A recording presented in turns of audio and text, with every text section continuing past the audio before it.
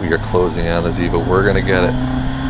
We are not closing on this Evo. We are not gonna get it. It is walking on us. Oh God.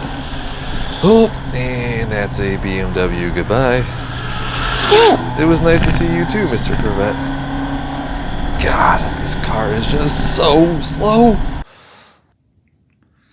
Now, I don't know about you, but I'm getting sick and tired of eating at the menus at Gapplebee's.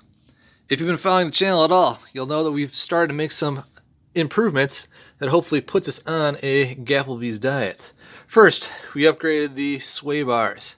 Then, some working brakes. And then one of the big ones was the Flying Miata adjustable coilovers.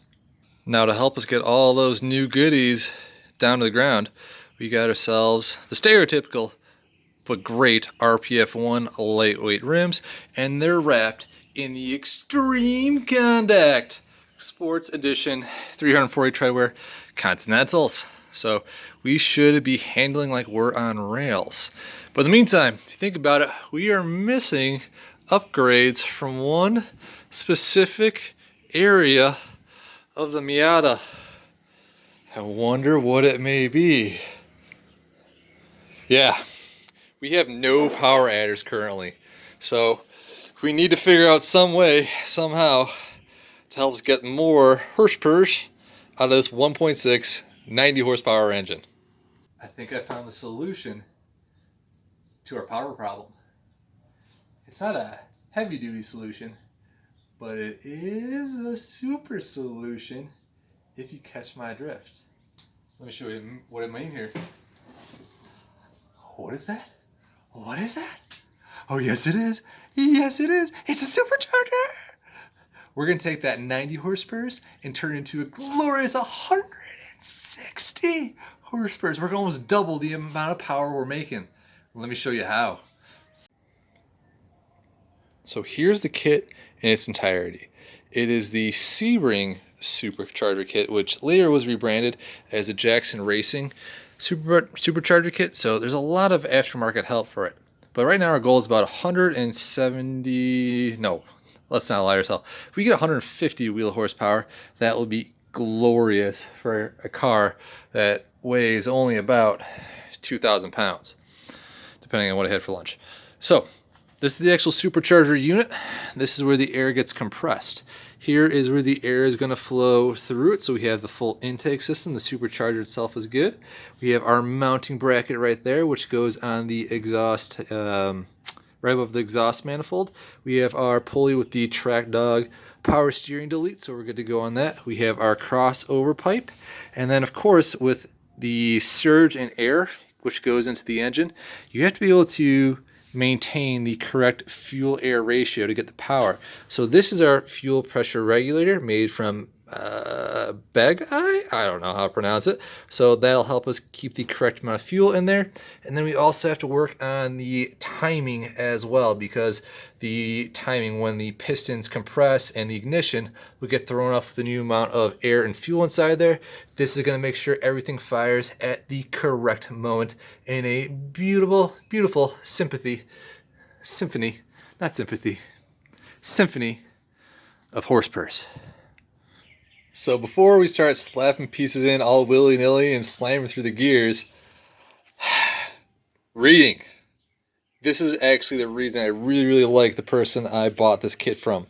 This is the original instruction manual that you can find in bits and pieces online in PDF form. It walks you through this thing step by step. Now normally, I'm like, get it in there, get it done.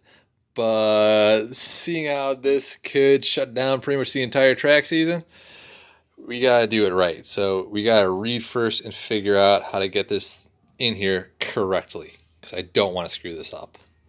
So after reading the instructions for a long period of time, the first step is actually kind of a weird one. It has nothing to do with the motor. It has to do with the fuel. Because we're upping the amount of pressure, we have to upgrade the octane.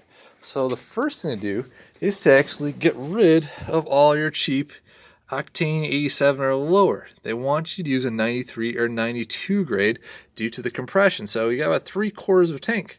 So we are going to do the green thing and drop the fuel tank. So if you go back here, first of all, potato chocolate chip cookies, delicious, thank you, sister. If you look underneath the car from the rear end, get down here, oh, there's the exhaust. There's a differential. There's no tank down here to get at. So what you have to do is go back inside and take a look right there. There's the actual tank. It's right behind the driver's seat. It's kind of like a Pinto. How's the investment? Sorry, my neighbor just came by and said hello. They're gone. But the fuel tank is back here. So this thing is not getting dropped, and it doesn't look like we're going to pop it out. So got two choices. We are going to either siphon it out, or we're going to drive it out. And we're going to drive it out. So let me get out of here. We got a little bit of driving to do. And I'll pick up once the tank is burned down.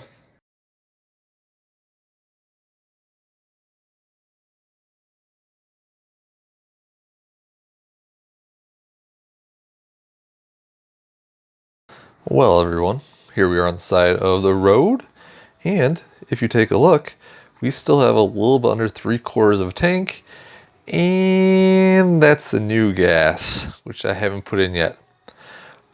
We're here because it broke down. I have lost all power out of the car. I was on the highway, and I'm a little bit out of breath because I pushed it from way back there. I tried dumping the clutch or popping the clutch. Tried jumping the battery. It is not working. We are dead in the water.